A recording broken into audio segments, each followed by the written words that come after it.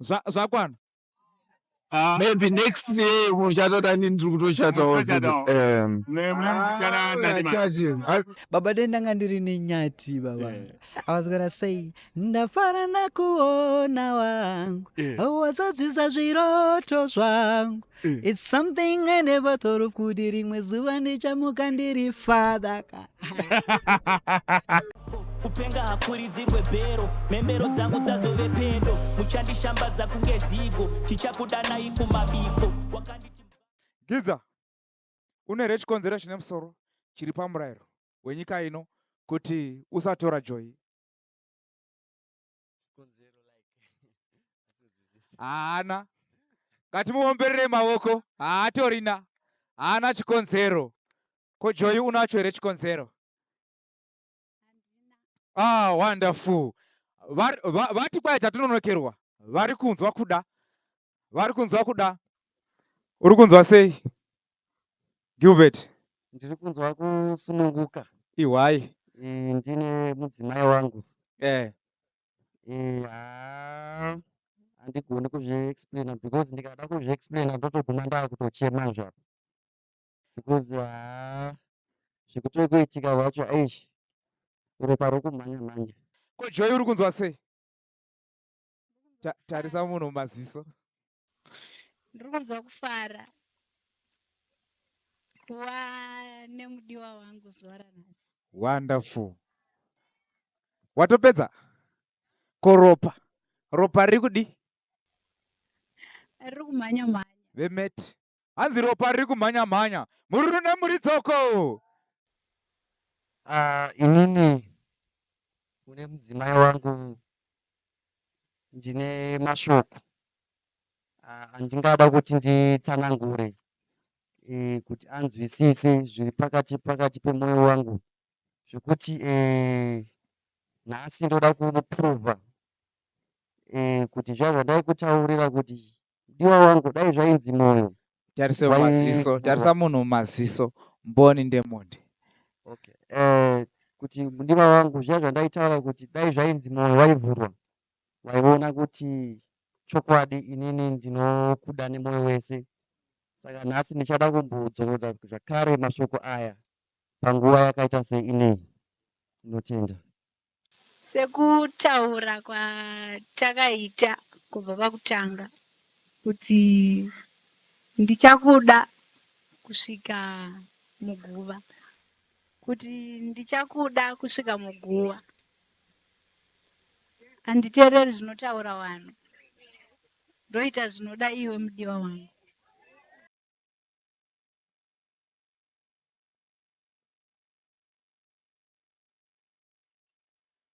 Vhura hako ring Gilbert.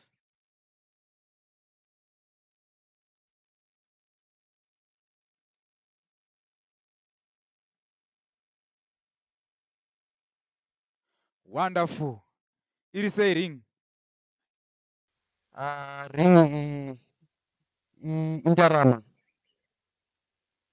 Ring yayo yakanakisa yakakosha chaizvo. Ndichitarisa kudai so ndiri kuona kupenyerwa mumaziso. Inodhiserva kuti ndinge ndichiisa muruoko rwemudiwa wangu.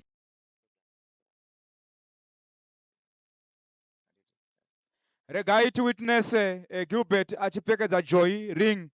Mwari vachiitira zvakanaka pamberi pana baba nana mai vachiona. Tinotenda. Uchatevera kumashure kwangu nemasoko aya. Ini Gilbert. Nhasi. Joy. Izuva redu. Nemhete iyi. Ndinokutora. Uve mudzimai wangu wesvitsa. Uyu uve mucherechedzo. Werudo. Rwandatadza kuvhura pakati pemwoyo wangu kuti uone. Asi ndaratidza nemhete iyi. Kuratidza kuti ndinokuda. Ndichakuda ndichakuda ndichakuchengeta ndichakuchengeta kusvika rufu rwatiparadzanisa. kusvika rufu rwatiparadzanisa. Muri rune muridzo kuna Jesu. Tinotenda. Regaiwo tiwitnesse Joy achipfekedza Gilbert ring. Mwari vachiita zvakanaka. Wonderful. Ndizvozvo chaizvo. Kunyangwe neshoko raMwari rinoti mudziyo mutete. Saka unomubatawo with much caution. Great. Tinotenda. Chiregai panguva ino tiwitnesse Joy achipfekedza Gilbert ring. Mwari vachiita zvakanaka. Wonderful. This is beautiful. Iri sei ring iyi? Yakanakisa. Joy unenge nemashoko mashoma. Mambozvawo? Pai yakanakisa. Muri rune muridza uko. Tinotenda Mwari, tinotenda uchatevera kumashure kwangu. Mwari vachiitira zvakanaka. Uchipfekedza mudiwa wako ring. Distance yangu. Munondikanganisa pa distance apa.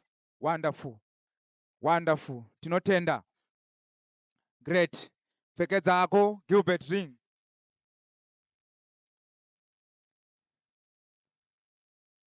Mbatsirei. Wonderful. Tinotenda uchatevera kumashure kwangu. Mwari vachiita zvakanaka. Ini Joyce. Ndinotora iwe Gilbert. Nemhete iyi. Uchava mucherechedzo. Kwose kwaunoenda. Kuti ndinokuda.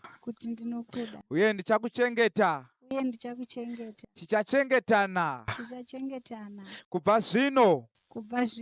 Zvinhu zvichioma. Zvinhu zvichinaka. Tichange tiri tose. Kudzamara taparadzaniswa nerufu. Mwari vachiitira zvakanaka. Tinotenda Mwari vakanaka. Tivaomberere maoko. Wonderful. Soderai padhuze. Tinotenda. Sodera padhuze Joy Mbichana. Great. Tarisa munhu maziso. Joy wakunzwa sei? Kufara zvakanyanya. Munhu unofara akakwedera padhuze nemudiwa wake. Asi pane zvimwe zvinoitika. Zvikuru sei wakaunganirwa navabereki kudai.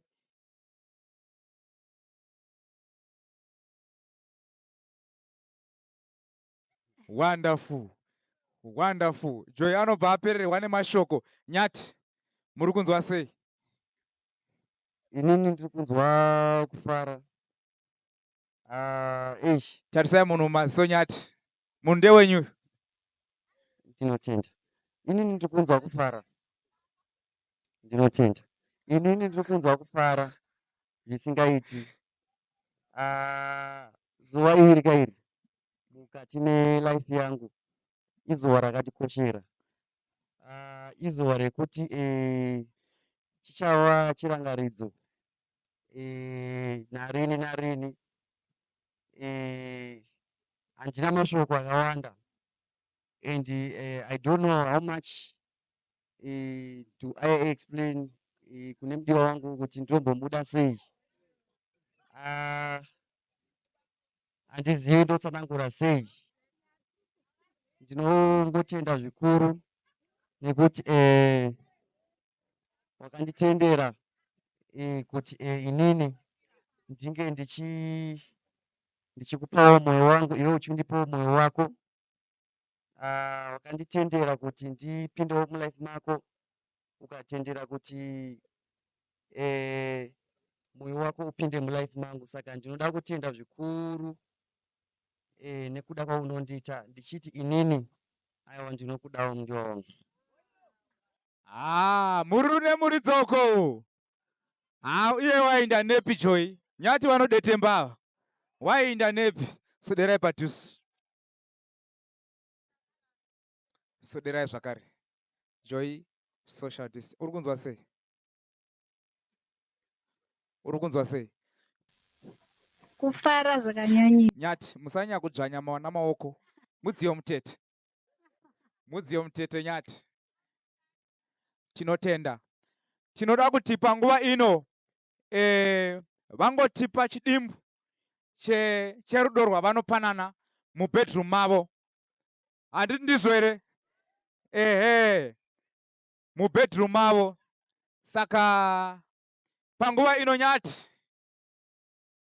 May you kindly kiss the bride.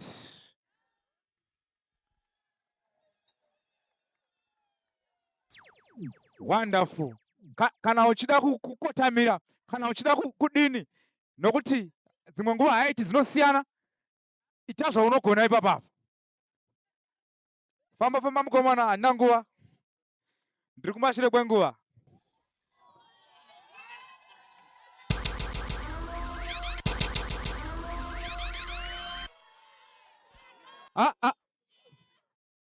Zvakwana.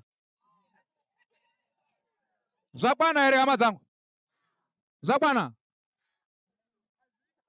Echimetro? Hatisati? Povho yaramba. Mafanza aramba nyati.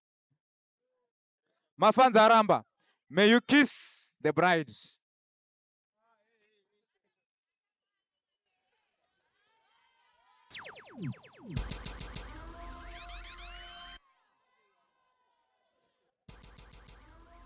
Wonderful. Tinotenda zvakwana. Zvakwana. Zvakwana.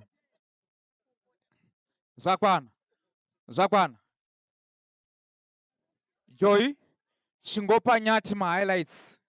Chingowapa highlights. May you kiss the groom. Iwe ndiwo wakusota munhu. Sota munhu. Handisi kuzviona ndakatarisa kusaidi. Kana ukada kuchinja mabatire. Yes. Wow, zvakwana. Tinotenda, tinotenda. Tinotenda. Tinotenda Mwari. Tinotenda Mwari zvikuru. Mwari ndiMwari vanogona. Nepatasvitswa ipapa. Zvinoyemurikawo. Saka tati ngatitsigire vana. Tione chinhu chakanaka. Chinhu chakanaka. Yes, yes. All right. Zvamatinongera gore rinoti? Rino handisina chatakaronga bhozi raakutopera. Asi rinouya. Rinouya kandora 2025 kwakutofamba munyasha. Aiwa 2025 tine zvakawanda zvatakaronga. Tiri kuadvanza ma-investigations edu. Tiri kuimprova technology. Zvekare on the side of disciplinary and training center. Tiri kuexpanda sezvamuri kuona. Tiri kuramba tichiuya nema-new ideas, ma-new skills. And we are planning to cover ma-provinces ese. Disciplinary center irifanira kuitwa decentralized. Aiwa. Nice, detective. Thank you. Bye, vachishanda. Ndokwanisa kuona kunge uivi kati kachaenda kuti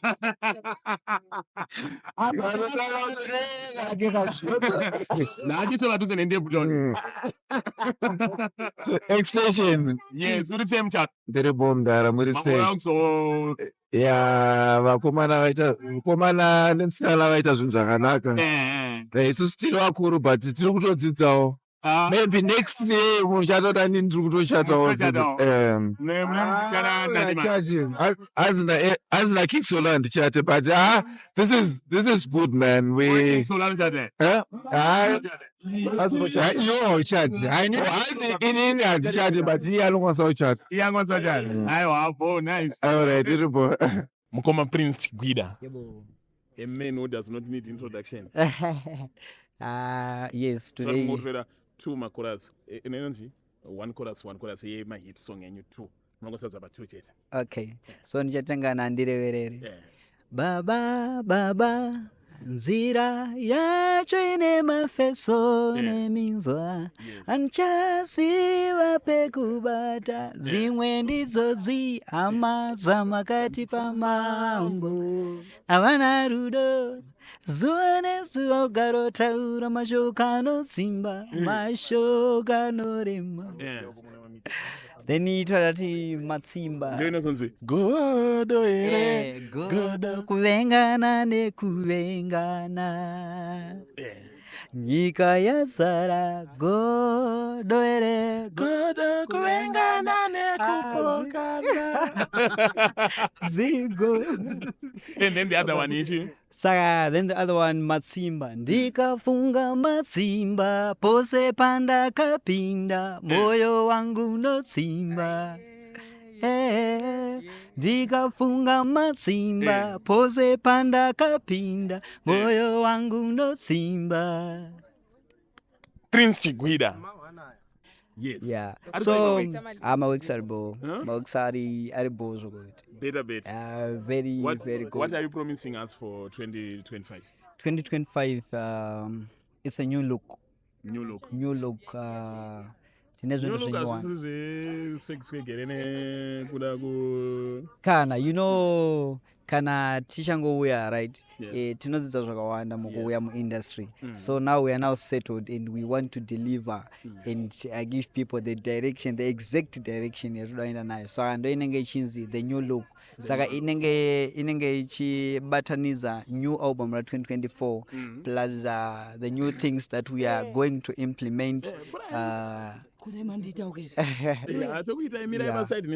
So the new look inenge ichibatanidza the new album 2025 new album plus new things that we want to implement and let our fans know kuti so kana tichita performance Prince Chigwida and Perfect Generation vanenge vachipfeka so and we are also going to introduce live stage setup inenge iri zvine zvakabata naipapo.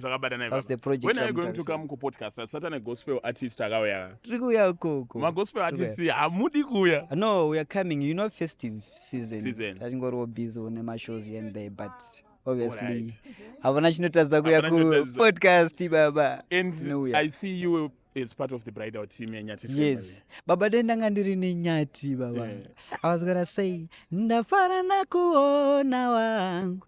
Wasadzisa zviroto zvangu. It's something I never thought of kuti rimwe zuva ndichamuka ndiri father. Thank you. Yeah, ladies and gentlemen, tripam chato weNyati family tichimbopiwa ma inspiration. Rega ntanga nekubvunza. Nyari wakachata? Ansat. Are you inspired? Of course I am. Wonderful. Unodzivana sei neNyati? Ndinoita sei? Unodzivana sei neNyati family? Nyati family takaziyana through social media. Yes. Followana nekuita seiwo and vachibva vazotikumbira kuti tigoperekedza muchato wavo. Alright, and we are fellow actors, comedians, what? Yes, I'm a content creator. I'm happy to see you and you are looking very beautiful. And how do you feel being surrounded by two handsome gentlemen? I feel honored. Jinimbi? Yes, sir. The richest young man in Zimbabwe. Next week, same venue, the bride in the Uy. Pano.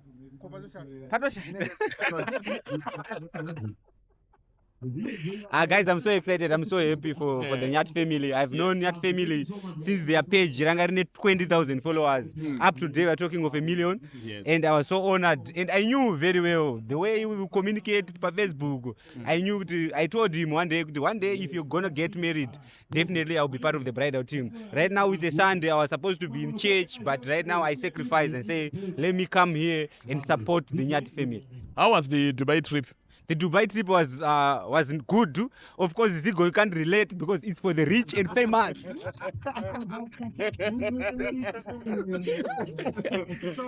Yeah, it's a soft life thing, you know what I mean? Yes, but you promised to bring me something you didn't. I did. But right now, Ndumbo unpacker. I'm still unpacking. Your turn is coming. It's more like seeing Victor. You don't see him today, tomorrow it's gonna be your day. And why also do you want more than a week now? And it's here. And then we've got Kuda, the choreographer. Yes. How are you, boss? Kuda, are you married? I'm married, yes. Still married. Wow. I want to get married. You know, this guy, ladies are always around him. Kweleti is the one around ladies. It's ladies who are always around kuda. Kungoti vanhu vazive munhu wangu chete. Handiri married. Makamushafa. Pachigafa tinoshafa. Aiwa, nice. And I'm so happy to see you muchiledi at the procession yemuchato webana. Yes, it's such an honor to be part of this wonderful event, and you know, chinhu chakanaka ungotiwo uitewo chakanaka uchionawo. In hangu I'm not yet married, I'm not yet tsandachata, but one day.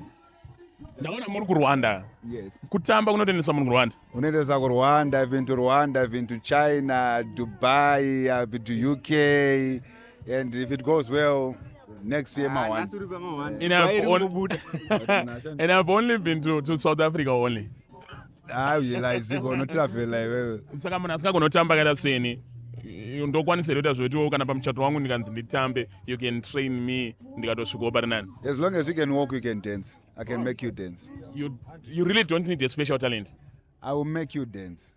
Zvinozosiyana kuti unoyo panguva yekuti inini umwe atichwa 2 days, iwo pamwe unozoda 2 weeks, asi unogona kuzotamba chete. Unoona kuzotamba chete. Yes. And then tell me about my classes zenyu akamira sei kubva kuana udiki muchienda kupadenga. Well, I do my kids classes for amapiano, and then I do Evakura, I do my Zumba sessions, and I do my corporates, and I do Rumba night sessions as well.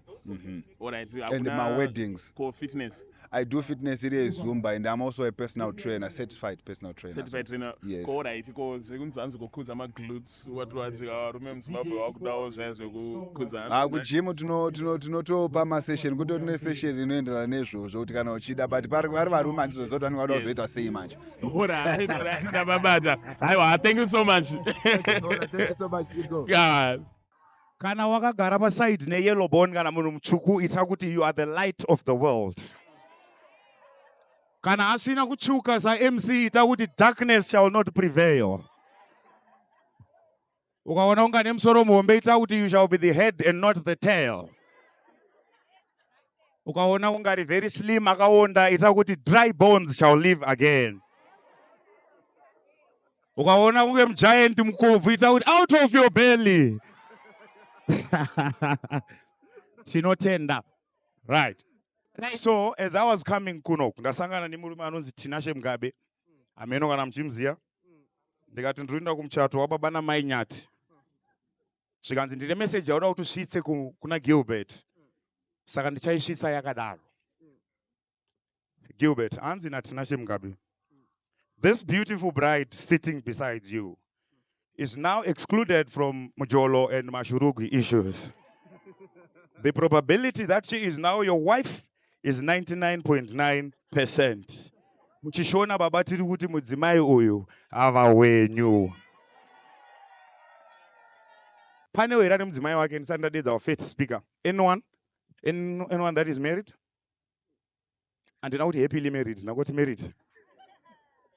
Just stand, please stand. Is that the husband? No, baba. Lovely. Ndadangoziva kuti baba kana muchiwadedza kumba munowadedza muchiti chi? Daddy. Right, daddy murume anotambira $400 china mudenga. The way your wife addresses you in public inogona kutiudza kuti unotambira mari. Daddy $400 takaenda. My husband $600 takaenda. Daddy $1,000. Ndo zina zvigore mbutsu kana dzedzi. Handitika. Asi ukanza uchinzi baba Kevi, Shewe, baba Tino Shumba. Ndo vemazigi iva handite. Tinotenda. Security. Yes, baba. Nyati family is safe, bana. I was more than safe. More than safe. More than covered. You don't see company. Trim Shield. Trim Shield. Yes. I'm to put them protect away. Bamo pata pizza. Munotonida izvo baba, especially pamune muchimbodedza vamwe vanhu baba. Yes. Munochida kunge makachengetedzeka. Pane program yatinoda kuronga neDream Shield. We want to do my auditions. Akafanana ne anosina kutaura. Arege ndizvitaure. But I think your services will be needed. Munenge muchiti flanker muri uko. Bandozodawo nema beautiful lady. Andipa secretary mbali ma beautiful lady. Maicha idzo. Vana vakazvarwa. Iribo. So vanhu bata inamba yacho ichi vanhu bata Dream Shield. Dream Shield 078 72 544 75. 75. Yes. Aiwa, thank you. Anyway, ndikuona makapfeka ma-uniforms. Uyainya, no worries anchamisa. Yes, takachena ka. Makachena singaite. Yes. Ma-service enyi lapha. My? Ma-service enyi. All right, so what we do as Royalty Premium Events Management, we offer all kind of hospitality services. Okay. Ushering, VIP escorting, everything that does with hospitality. Apart from that, we also host events. We are also into management and planning of events. So that's what we do. All right. Then into what do you call them? Those staff here change. Those staff. Yeah, vanopedza basa vacho. But kana ndakushanda nayo kanti staff. Yeah? Kana ndakushanda nayo inini. Then singaiti staff. All right. Panofana paine ma-escorts, ma-hosts nema-hostess. Ma-waiters, ma-escorts. Ma-escorts, masha-asses, yes. And ma-handsome, Crazy, muscular. bulk ones. That's my bulk ones. Yeah. All right. I'm very happy. And the recruitment criteria yakamira sei. One of my beautiful ladies again. Zvaunoitaga. What we want is your skill. Your body language. Yes. Everything that confident. Yes. The way you present yourself. And one numbers. And I'm very confident. It's like I would write imbo try imbo skanda CV. My numbers. All right. All right. Saka kuti mutibate tikukubatsira with hospitality services. Mukwanisa kutibata for this number 0771 268 333. WhatsApp and calls 268 333. Aiwa, thank you so much. I'm in service. I'm chatting about. Pa Facebook. Pa Facebook. Tiripo, pa Facebook, Instagram, TikTok, LinkedIn, every social media. We are there. Royalty Premium Events Management. Kopatinda. I'm at every social media. Business.